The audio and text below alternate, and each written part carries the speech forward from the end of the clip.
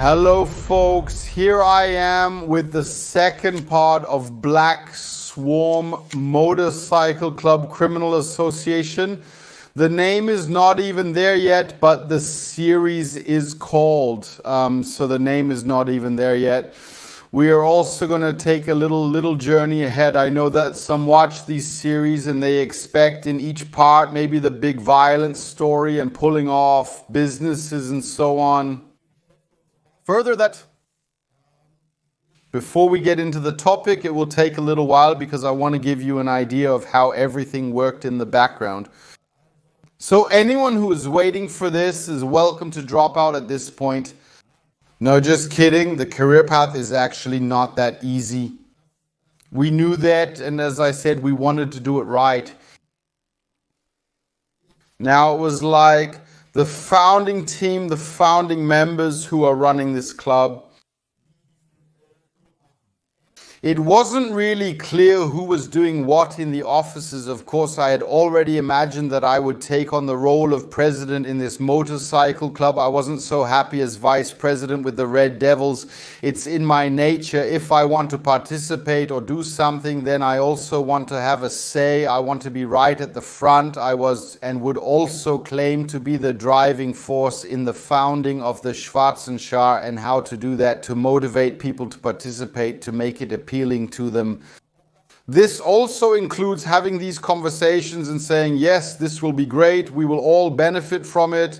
This time it will be a real brotherhood. Yes, and one for all for one. And if you don't participate, this will be the coolest thing we do, and we will make money and we will have power. We will come back into society, want to have great big parties, want to set everything up professionally. Of course, many men say, yes, I want to be part of this. It was also a phenomenon that many, even older gentlemen, are susceptible to this, who then want to break out again, who then imagine again, this must be real men's alliances.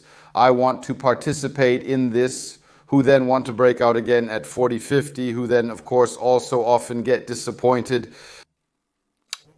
Okay, but it was now the case that we had to have this meeting conspiratorially. Of course, we didn't have a meeting point. We didn't want to hold it in the Wehrwolf either, because it was clear, okay, even those we have now lured out again have to say at a club meeting that they are now resigning their offices, laying down their clothes and leaving the Wehrwolf comradeship to join a new project that I and the others will then do together. I don't want to confuse you too much with the names, because of course there are some names that will accompany us for a long time. I hope you gradually get used to it. I would recommend always watching the series from the beginning. So yes, there was, so to speak, an informal meeting.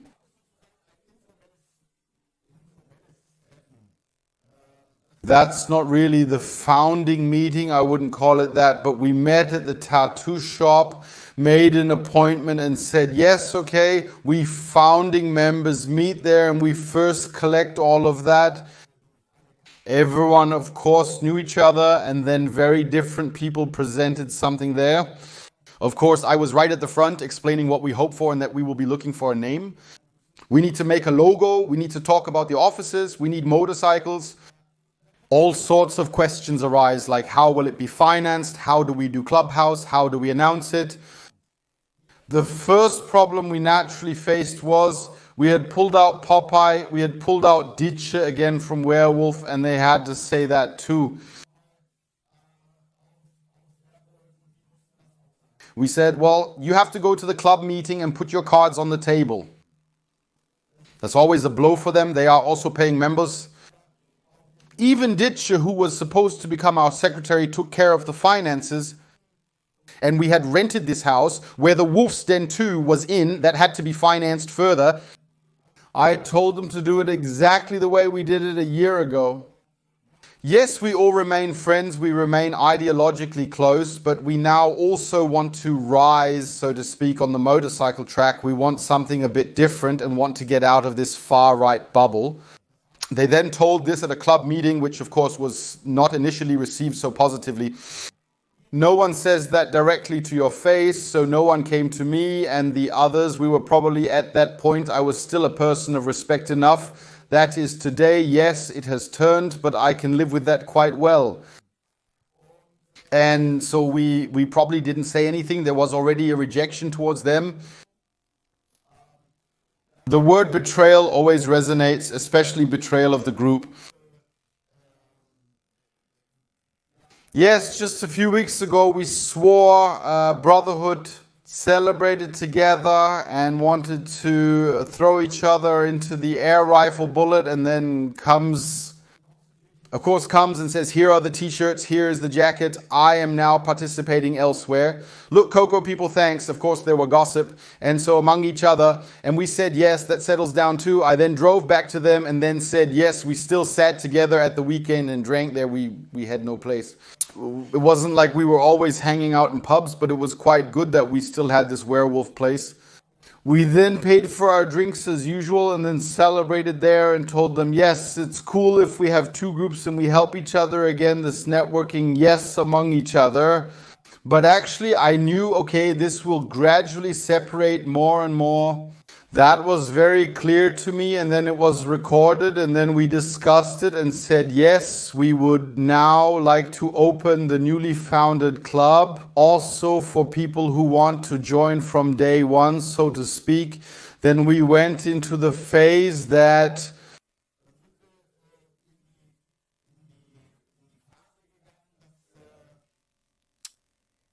we asked around from the 7 founding members in the environment. Okay, who could we then ask if they feel like somehow participating in the status of a prospect or in the status of a hanger? Then 2 or 3 people also suggested persons. I myself was always an advocate of, okay, first give a chance. That's what the prospect time or the hanger time is for. So a hanger is the lowest level, the one, or is the first level that one climbs in a club. There you usually get a patch on the front, often reverse colors, or it says hanger on it, or then maybe 2 patches on the front. And that means, yes, you hang around the club, so to speak, but already have a status in the club. Yes, hang around. And the next level is always the prospect, so the one who has gone through the first stage. Such a hang around phase often lasts about half a year, where you get to know him a bit, and the real prospect phase is where you are really at the service of the club.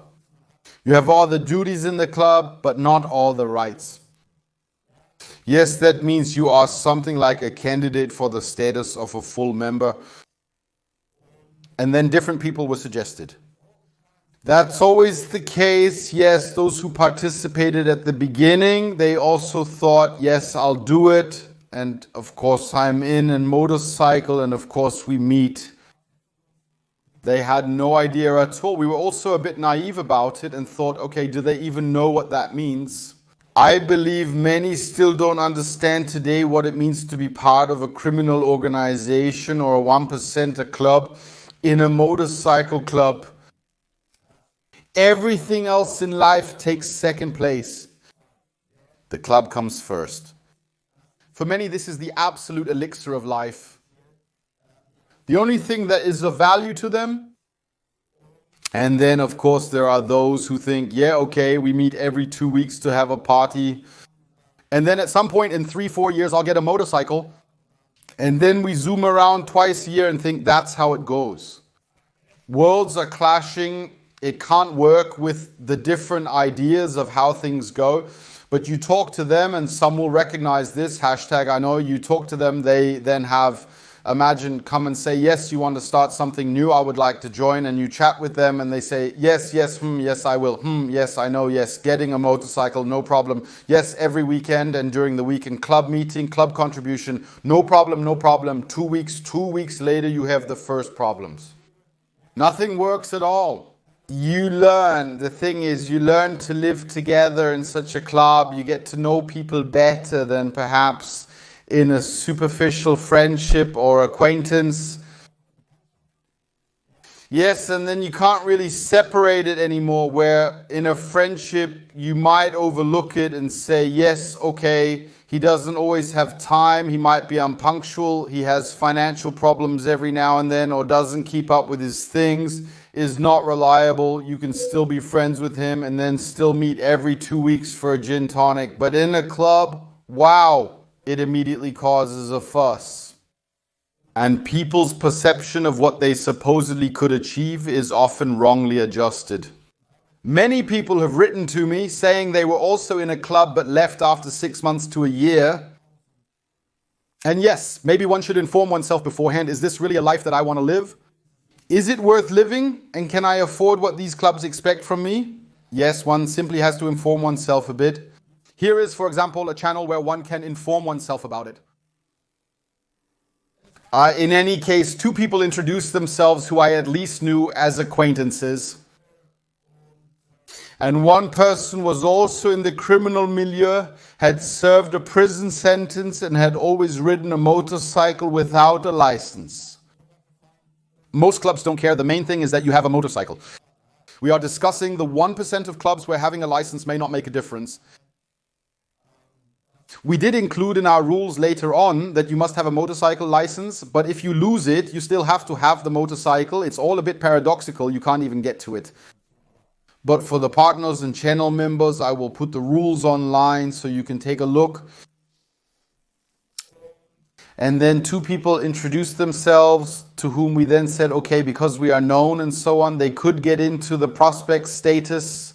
One introduced himself, had virtually no contact with him, and said, I would like to participate somehow, or they talked about it, I would like to participate.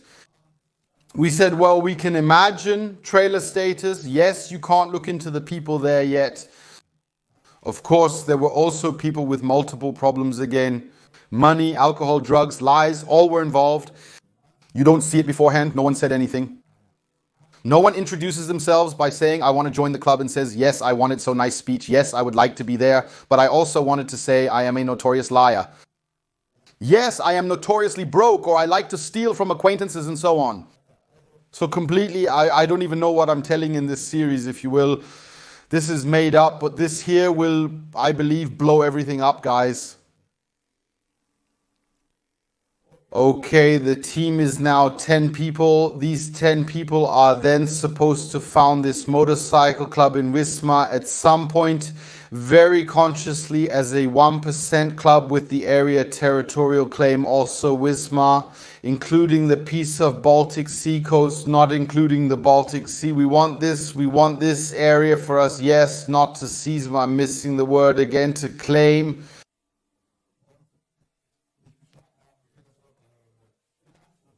This is our, yes, territorial claim. Now I finally have it, my goodness. And it should then come to the first founding meeting, so to speak. That's how we recorded it afterwards. Nevertheless, December 2008 was somehow set as the founding date afterwards. The idea stemmed from how other clubs celebrate, and it was the initial conversation that led to founding a motorcycle club.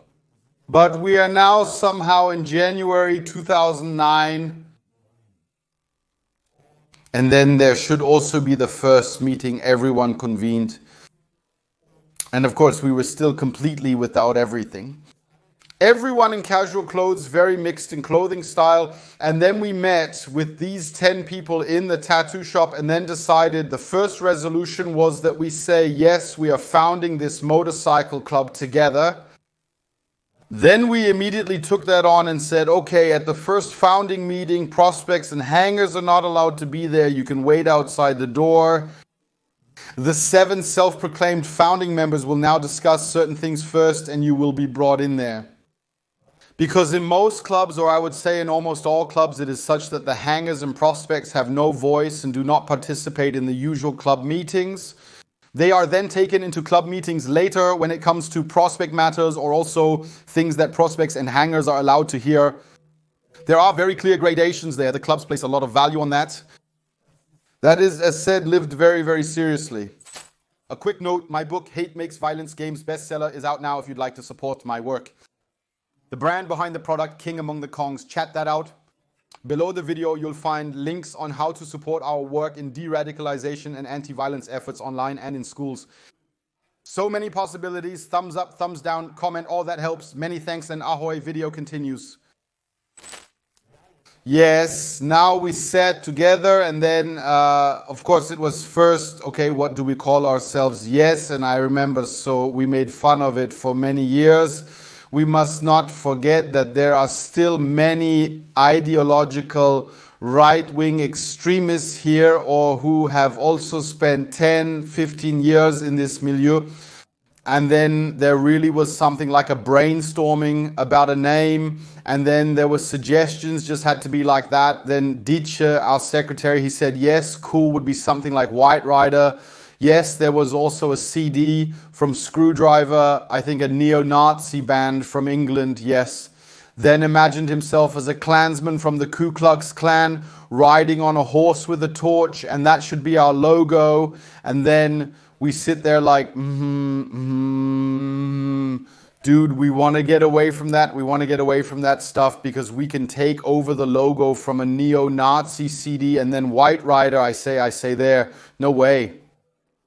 And then Thoman also said, who was always responsible for sometimes mental dropouts. I still remember how he said, yes, we would need some kind of noble name and we stand out something really cool, noble, and something like diamonds or so. And I say, I don't drive around. And then, of course, they all made fun of it and said, we're not making a cowl here now with Swarovski stones and rhinestones and right on the back, Diamond Rider, somehow Wismar or something. I apologize for smiling, but that's how it happened. You see these 7 violent offenders, criminals, former neo-Nazis, sitting there and saying they want to call themselves Diamond Riders or White Rider, and I immediately think of White Rider, or are we twigs? Yeah, all right, okay. And so a really longer discussion about it, and okay, we are really not full. We then really made a pro-contra list. Everyone was allowed to suggest something. Sometimes you imagine it like that because that's how club names are created. Yes, so it's not rocket science, but you discuss it, vote, and so on. We didn't come together in the first meeting. It was clear to us, okay, we now have to set up a set of rules. We were very disappointed with the set of rules we had at the Red Devils in Rostock. It was also our fault that we were there with because we had no set of rules. Yes, one always threw the robe into the trunk.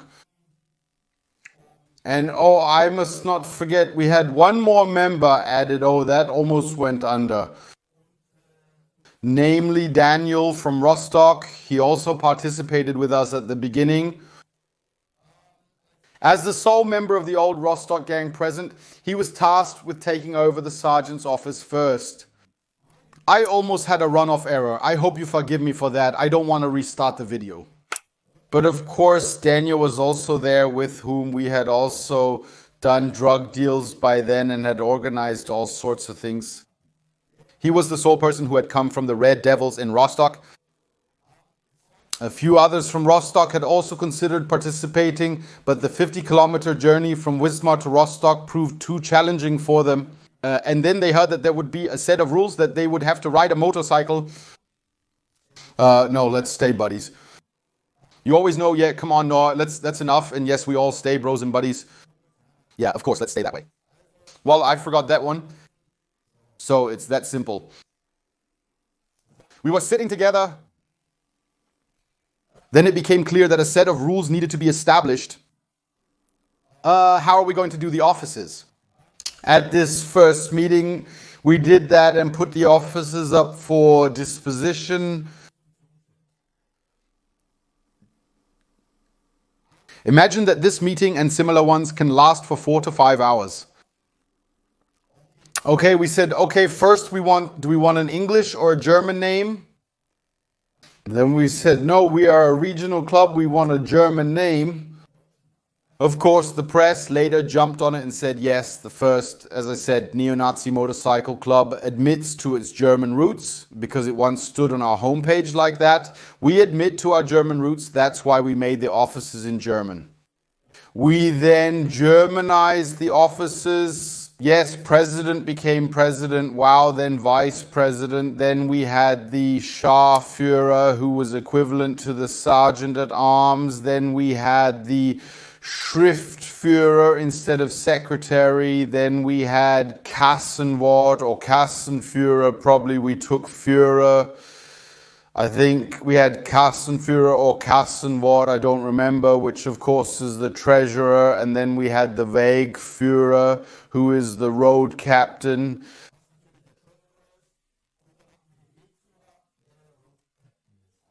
So, and then we agreed, okay, we will make the offices in German.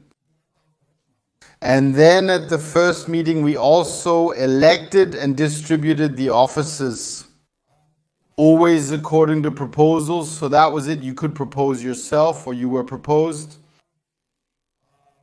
Proposing oneself is always such a thing. Thank God I was then proposed. I was also proposed as president. Yeah, I accepted the election then. I then proposed Christian Ninteduviera as vice president myself. And so the offices were distributed. As I said, Klaus had no office at the beginning. Instead, Daniel from Rostock became our first squad leader, our sergeant. Dietsche became the secretary. Richie became the pathfinder. And Popeye became the treasurer. God, it's a job for me to switch the names in my head first because, of course, she has different names. And so we started. It was then voted on by hand signals. You could also apply to have a secret vote if someone didn't dare. So we had suddenly become thoroughly democratic, hadn't we? We took over all these aspects and introduced them to ourselves. The offices were clear, but the name was not yet established. Okay, that we want to be regional, that we have a territorial claim and so on. We decided all that there. We also swiftly decided to establish a dress code. Yes, because at the first appointment, 2 people showed up who looked like they had crawled out of the Red Cross clothing chamber. We decided to establish a dress code to avoid projecting an unprofessional image, such as wearing sweatpants with work shoes to the outside world. With that, the sergeant, our squad leader, was tasked to set up a set of rules for it, so to speak. It has to be said that Daniel wasn't really thrilled about it. It was clear that the journey together wouldn't last very long, at least not in motorcycle gear, but he was to accompany us for several more years. And he absolutely didn't feel like riding a motorcycle and stuff like that. But I think he really wanted to keep us as friends and club brothers, and didn't want to be completely alone in Rostock again. That's why he joined us, but I can spoil it here. It didn't last long, and our squad leader quickly became Klaus, who took over. And yes, we decided all these things there, but we are still very conspiratorial. Don't tell anything. As we said, we want to come with a bang. Everything has to stand. The name has to stand, the logo has to stand. Ideally, the homepage should go online at the same time. First presence in the city so that if someone wants to prevent it, yes, if someone wants to prevent that, they would have to take action and say, okay, how do I prevent this? This can no longer be done through a conversation, but only through violence, threats, and similar things. Yes, now one could think, okay, you are now 11 people, start this together, and yes, and the conspiratorial, it is kept tight, but of course it was not. Shortly after we were thrown out in Rostock, have half in Rostock, received their full patch. I believe exactly 1 year they received their patches.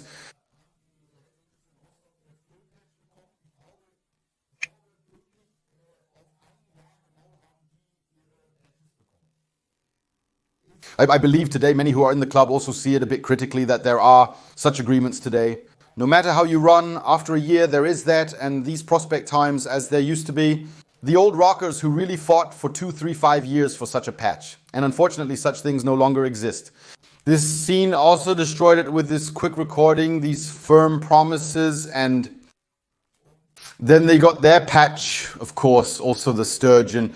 And the sturgeon was, of course, quite a nuisance. And then it also came to us to the tattoo shop like this. And then it came like this and says, there is something new with you. What are you doing now? What are you planning to do now? And so on. And I'm like, yeah, let's see. Maybe we'll do some kind of street gang thing now. And so on, yes, could still be somehow entangled with us. That doesn't have much to do with Red Devils. You don't have to do motorcycle stuff. You can also do support. I'm like doing support. Well, I've been there. I kept a low profile, and yet he told me at the tattoo shop that he's really facing headwinds in the club and that there's a lot of fuss going on there. They want to break away and establish something new in Schwerin. That benefited us. As long as they were busy with themselves, we could do our own thing. Because the normal procedure would then be that we could have had to go to the regional clubs. Yes, I'll say now, what did we have? Hells Angels Rostock. Then there was Stormbringer Motorcycle Club Rostock. Then there were the Born to be Wilds Rostock. Then there was the Black Union Schwerin. I don't even know if there was the Lord of the Young at that time. Then there were the Warriors somehow in the Nordparken district or something like that. Or in theory, one could have gone there if they weren't confident enough like us. We also had this thing and said, shit, we do what we want. We don't let anyone tell us anything. Could we have gone there and had to or speak up and say, yes, we are We 10. Hello, I am Philip. Hi, I am Argroten. Yes, and then would have had to say, yes, okay, we want to establish ourselves here in Wismar. Then someone would have said, yes, but we count that as our territory. So the Warriors Motorcycle Club, which I mentioned, they actually considered that as their territory, and we would have had to audition, and then it would have been like, they would have had to approve it. Okay, you can establish yourselves there, but under these and those conditions or without territorial claim and so on. We said, no, we don't do it like that. The area is free, there is no one there. If they are 40 kilometers away or 50 kilometers, what do they want to decide about us where we do all the business anyway? Well, in any case, I heard that there is a lot of fuss among each other. Then also separated, so to speak, after the conversation. But it wasn't long before I got a call, even though everything was very conspiratorial. I got a call from Stir. A week later and so on, he said, Philip, I'm in town. Where are you? I've heard something. I told them I was in Wismar and asked where they were. I said I was at a certain restaurant and invited them to join me. I was like, yeah, I will. I drove up with the car, of course. I then parked right in the middle of the market. That's where we then met for a conversation. And he was sitting there, had just had a week, or what do I see? Maybe he had his robe or something for 3 weeks. Then he was sitting there with his robe. I come in and then superficial chatter. Yes. I heard you're starting a club in Wismar. That's not possible. I say, of course it's possible. Yes, but you would have had to audition. We are the top dog in the region and so on. I say, yes, but you are busy with yourselves. I say, we are in Wismar. We do the business here in Wismar. And yes, the foundation will definitely go ahead. And we are fully committed to it, and we won't let it be forbidden. And he's like, yes, but I have to go through with this, and I'm here. And I can tell you, it led to the founding.